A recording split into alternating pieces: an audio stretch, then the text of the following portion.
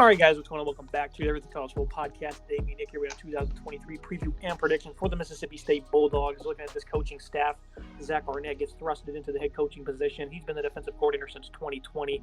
Kevin Barbay takes over as offensive coordinator. He was with Appalachian State this past season. Matt Brock, the offensive play caller, a longtime linebacker coach under the late Mike Leach. And Nick, that's going to be the only headline this offseason for the Bulldogs. Mike Leach, unfortunate passing in December, completely came out of nowhere, whereas at practice a day or two before his untimely passing. And a couple of months has went by now since this happened, so we've kind of let this hit the back burners. But now that we're in the middle of the summer, this is certainly going to be a topic that's going to hit us really hard as we begin the 2023 season. Just an incredibly amazing football character, a great person, a great mentor and teacher, not just at the football level, but at the personal level also. This is going to be a very tough season, not just for college football fans, but Mississippi State fans at all.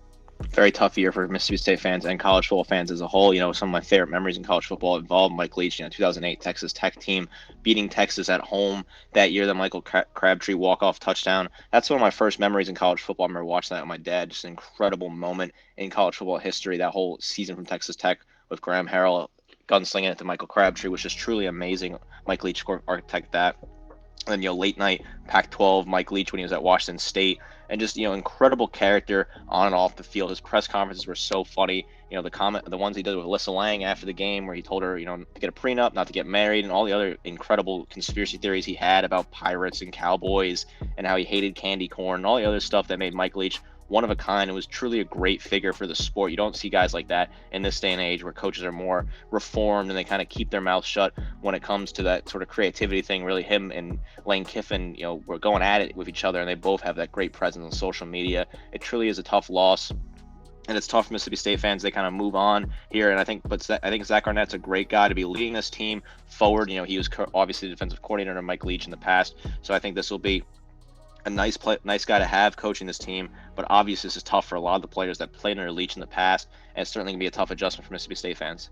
As unfortunate and ignorant it might seem, we do have to talk about the ramifications of this offense moving forward. Kevin Barbay, he comes in. He's going to be the offensive play caller, and they're going to completely revamp this. It goes from an air raid system to more of a pro style. Big play offense under Barbay at App State, highly efficient passing game, run-oriented play action. You're going to use the pistol a good bit. Tight ends are going to be involved a solid amount also. Will Rogers, this is a player who over the past 2 years showcased accuracy as a pocket passer, really thrives with timing, a quick release, some solid mobility, a calm, poised player who leads his pass catchers. Doesn't have the greatest arm to push it downfield, but he's a good processor overall. Does have some poor mechanics and when holding the will hold the football too long. 6'2", 210. This is a football player who's obviously very close to Mike Leach. Had a pretty good season this past year in terms of progression, but now they're going to completely switch the schemes on him. If I'm looking at a player that have a really tough year, Nick, I think it's going to be Will Rogers because it's going to be an emotional year. And again, the schematic change is really going to be tough. I hate to say it because I would love to see this team succeed, but with Rogers at the helm, I think it may be tough for him this year. I agree. It's going to be tough to move to a sort of offense, play action. That was something you really saw in the Mike Leach era. They didn't really run the ball a whole lot at all. It was really just kind of air it out entirely, air raid focused. I think using the pistol potentially beneficial, tight end usage as well, could really benefit this team. They made some work in the portals, grabbing tight ends, obviously, to fit in with the new scheme. Will Rogers had a great season last year, almost 4,000 yards passing, 35 touchdowns, 8 interceptions, 68% completion percentage. I think that's the number that really stands out to me, is he's really careful with the football. He places it perfectly, has great accuracy. But I agree. I think, the struggles are going to be there this year with the schematic change. It's going to be a tough adjustment. I certainly feel for Rogers, his senior year, having to kind of totally rework his offensive philosophy is very difficult to work with, and we should see a small drop-off for sure. Mississippi State lost 15 players in the portal, added 5. They returned 7 starters. They returned 4 of their top 6 pass catchers. They also lose their top leading rusher, and then Dylan Johnson, of course. This was the only team in FBS to have less than 300 rush attempts. On Mike Leach's specialty, Nick, this team was 129th in running the football. That's no shock there, but I think you're going to see a big increase. When you watch App State run the football over the last decade or so, they've been really good at doing that. So Barbay's obviously going to have some of those tendencies here. I think Jaquavius Marks is going to be a player that's certainly going to benefit from a bit of a schematic change here. A versatile player who's emerged as a stellar pass catcher. Good natural feel as a runner with some good instincts and toughness. 5'10", 210. I think you're going to see about an 1,100-yard season out of Marks. The rest of the backfield is certainly up for grabs, but I do think that Marks in this running game will certainly have some type of beneficial, but will be able to offset any woes in the passing game. That will remain to be seen. I like Marks a lot. I think he's a very talented back. Numbers last year, keep in mind this is a Mike Leach offense. When I read these numbers, they aren't bad, though. 582 yards on the ground, 5.2 yards per carry, 9 scores. Also had 48 receptions for about 288 and 6 yards per catch. I think he is a very talented back. Nice dual threat there. I like Marks a lot. I think there is a lot of potential with Marks. I think he can be that kind of leading back. I think 1,000 yards is certainly achievable this year, very early on in this new system. And once again, they do return 4 of the top 6 pass catchers. Robert Thomas transfers to Georgia. They get back Rufus Harvey, LaDetrick Griffin, Jaden Wiley, all under 6', 190. Picked up Justin Robinson, returns good size, 6'4", 220. Freddie Robertson, consecutive 770-plus yard seasons at Eastern Washington. This schematic change means they needed to add some tight ends, Nick. They picked up 2 solid ones, Rylan Godey from Georgia, Jaquavius Spivey, 800-plus snaps at TCU this past year. Mainly used as a blocker. He was pretty good. Plenty of returning and production experience, but the schematic change again is going to be something to monitor because these guys are, very accustomed to running this air raid type system where you don't really have to have much of a route tree, but here in this offense, you're going to have to kind of expand it a little bit. So I think getting this experience back is good, but at the same time, it might plague you. Certainly, they're going to have to find a way to kind of expand that route tree, find new routes to run. I think Harvey's a very talented wide receiver. 505 yards receiving last year, 9.5 yards per catch, 3 scores for him. Griffin as well, 500 yards receiving, 12.6 and 4 for him. Wally, very underrated player. I think he gets slept on, very talented player, 350 yards receiving, 10.2 yards per catch, and 3 scores for him. There certainly is some talent here. Those numbers will probably drop. I also think, the two tight ends, Godey and Spivey, though, they're very talented players to have. I think you can kind of fit them into this. As long as the offensive line can find a way to kind of hold up, protect the quarterback, and create some more opportunities for these pass catchers to get used and run these routes, they can find themselves getting some nice grabs, some good yardage. That offensive line returns 4 starters. They do lose their best asset in center, LaQuinston Sharp. Nick Jones was a solid left tackle. We found time at left guard also. Right tackle Cameron Jones really struggled, allowed 3 sacks and 29 pressures. Cole Smith was the second best offensive line for them last year. Likely kicks inside the center. That's good news for them from a leadership standpoint. Steven Lazoya will be the right guard, I would assume. Depth takes a bit of a hit. They lost 4 guys in the portal and added none, so that's certainly not great. And they do have solid size. Everyone's in that low 300-pound range. This offensive line a season ago, I thought it was a pretty average unit. It's really hard to gauge how good a unit up front is in this air raid system because they throw the football so fast. When you have a player that allows 29 pressures when your time to throw is a very small window, Nick, that is not great. I think this O-line's going to be really tested this year. A unit kind of remains to be seen. Certainly concerns me about the right side. Smith's kicking in the center, I think, is fine. Great leadership. Good player to have. Cole Smith, very solid piece. I look at Lazoya and Jones on that right side. That really worries me. I think both of them have their question marks. Jones especially, did not look great at right tackle. Going to have to work on his hands and his footwork certainly this year. I think Lazoya as well. I'm really concerned about him slotting in there at right guard. I think that right side is certainly a tough spot. I think the left side's fine. I think Jones and Johnson are very talented at left tackle and left guard. I think Smith is fantastic at the center. I definitely worry about that right side. I think there is a potential drop in production there, certainly, and it could be concerning. I give this unit overall a grade of a B+. At the end of the day, the schematic change is certainly something that could cause some issues, but we need to stop just assuming that it is going to cause issues because they still have good players. Nice quarterback who's been productive, a nice running back I think is really going to explode this year, deep at receiver. They have experience up front, so let's not be disrespectful completely until we watch them play. I'm going to go with a B+.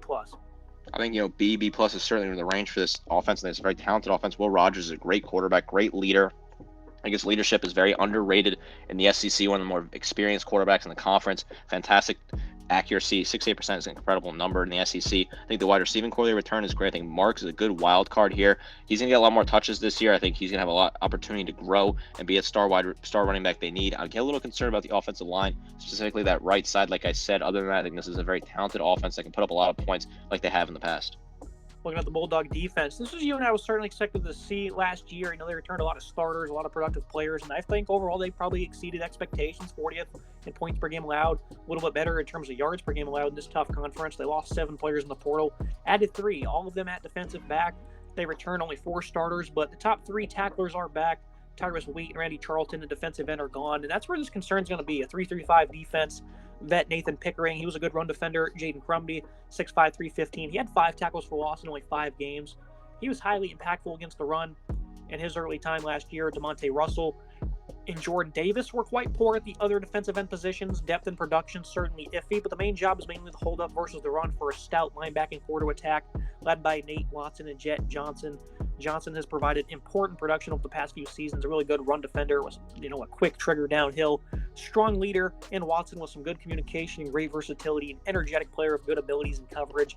He's really good in zone as well. So I think overall, Nick, like I said, with the defensive line, certainly have some iffy parts for them. The depth and, again, production certainly is going to be very questionable, but they just have to hold up for these linebackers to clear the way. And so far, over the past couple of years, they've done that very well. I think there are some talented pieces here. I think this DeMonte Russell is a solid piece. Hasn't played a whole lot of snaps, but he had 16 tackles last year. He's a solid player to have. I look at some other pieces as well.